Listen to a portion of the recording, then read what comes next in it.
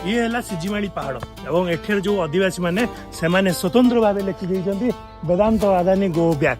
आज लड़े माटी लड़े आउरी जोरदार हबो।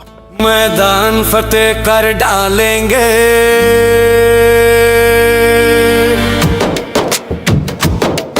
मैदान फतेह कर डालेंगे,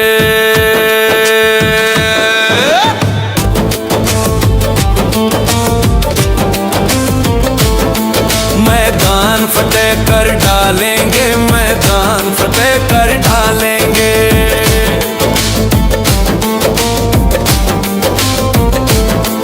आंधी तूफान बवंडर भी घबरा कर हमसे भागेंगे, पर्वत भी नतमस्तक होकर आशीष हमी से मांगेंगे।